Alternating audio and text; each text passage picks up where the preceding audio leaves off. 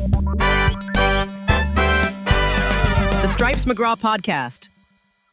Hello and welcome to the Stripes McGraw Podcast. I'm here with my co-host, Reginald Factor. How are you today, Reginald? Doing great. So, I'm very excited about today's guest. He's an icon of pop culture. He was a political and military leader, a fashion icon, known for his signature black cape, helmet, and shiny buttons on his chest. But his most important role, he says, has always been as a husband and a father. He's a Sith Lord, but you know him as Darth Vader. Thank you for being here today, Darth. Can I call you Darth? Sure. Well, we're very excited to have you in the studio today. We're all big fans, especially Reginald over there. Honestly, I'm geeking out right now. I'm a big fan of the podcast, so it's nice to be here. That's very nice. Thank you. I have so many questions, so let's just dig right in because we're all excited to hear from you. Thank you. So, first off, tell me about Captain Needa. Boy, you love controversy, don't you? We don't pull any punches. I don't know that I want to get into this Captain Needa business. For those who don't know, Captain Needa was a subordinate of yours in the Imperial Army, if I'm not mistaken. He is portrayed in the film The Empire Strikes Back as the commanding officer of a Star Destroyer. At one point, his people are chasing the Millennium Falcon. True. But they lose track of the Millennium Falcon. Right? So, as a true leader should, he declares that he is planning to apologize to you and assume full responsibility for losing the spaceship. True. But in the next scene, you choke him to death. So, I guess my main question is, what was that about? I think that's taken out of context. He falls on the ground, and you are like, apology accepted, Captain Needa. Well, first of all, he wasn't choking, he was just sad. He just fell down because he felt so sorry. And then you said, apology accepted. Exactly. But it sounded like you were saying it ironically because he was dead. That was you reading into it. I think a lot of people... You have to remember that those movies were adapted from my estranged son's memoirs. Your son, Luke. Yes, my estranged son, Luke. I sense a little tension in your relationship with Luke. Again, you're seeing what you want to see, brother. You wanted to rule the galaxy with him. I offered. Did he accept your offer? Does it look like we're ruling the galaxy? In the movies, you were quoted as saying, and this was toward Luke, I believe, if you will not join the dark side, then you will be destroyed. Again. Tell me about the dark side. When you said if he didn't join the dark side, he would be destroyed, did you mean that for Luke specifically? Or was it a broad statement of faith that you would apply generally to all people? I think religion is a very personal decision, and I'm not sure that this is the forum to discuss it. Do you think I will be destroyed for not joining the dark side? Do you mind if I interject? Sure, Reginald. I just want to say I totally believe in the dark side. Really? Have you joined? You mean actually joined the dark side? I mean, not exactly. I find your lack of faith disturbing. Well, I mean... Let's talk about jolly old England. That's where most imperial officers seem to be from. Yes, this royal throne of kings, this sceptered isle, this blessed plot, this earth, this realm, this England. But you're not British. Come now, Governor. I'm as British as all the rest. Why do you think they call me Lord Vader? But you're not portrayed as an Englishman in the Star Wars films. Originally I was. Well-known British actor David Prowse played me and spoke with a West Country accent. I like how you called him well-known.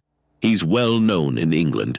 But then David Prowse's voice was overdubbed and replaced by... James Earl Jones. How do you feel about that? Bloody fantastic. How do you think I feel?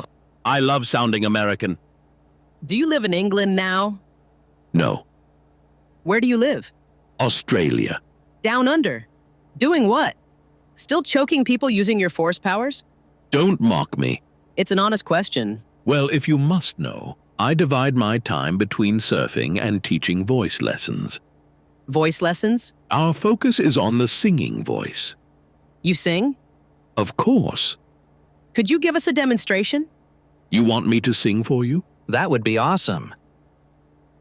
Very well. Prepare your ears for paradise. Midnight, not a sound from the pavement. Has the moon lost her memory? It's time I try defying gravity. I want a girl who gets up early. I want a girl who stays up late. I want a girl with a short skirt and a long jacket. What did you think? Amazing. It was a medley. I could tell. Your friend doesn't seem very impressed. It was good. Just good.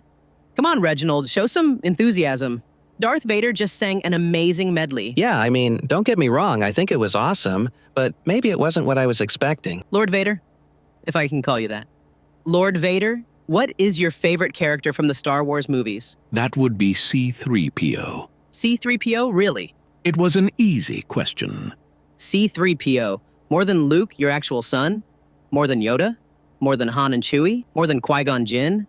Are you listening to yourself? Why C-3PO and not these others? Because I have more of a sentimental attachment to C-3PO than to any of the others. How is that possible? You never interacted with C-3PO. I made him, you idiot! I built him from a kit when I was an innocent little kid. I created him with my own 2 hands, back when I still knew what love was. Luke? I never saw Luke. He was raised by his uncle and aunt, who knows where, in some godforsaken desert. I never had the chance to bond with him. Leia? I never even knew she existed. Han and Chewie, no thank you. Yoda? I mean, people think he's cute and wise, but actually he's kind of cold. The Emperor? Kind of a douche. What about Princess Amidala? Excuse me?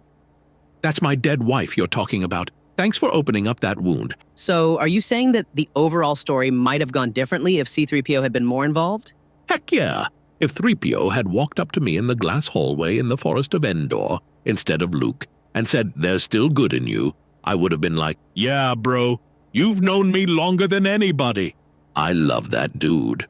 How does it make you feel to know that C-3PO never really acknowledges your existence? What? Yeah, he's in every movie. I don't recall ever hearing him mention your name. He must not love you anymore.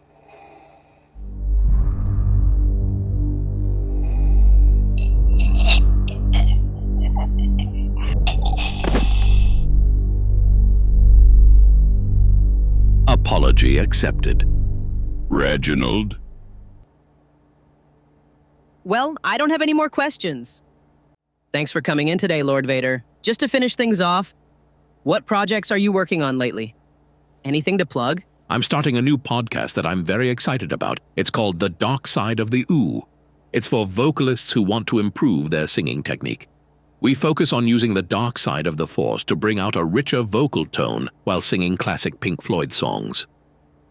Well, that sounds amazing. Thanks again for coming in, and thanks everyone for joining us. This is the Stripes McGraw podcast. We'll catch you on the flip side, everybody. The Stripes McGraw podcast.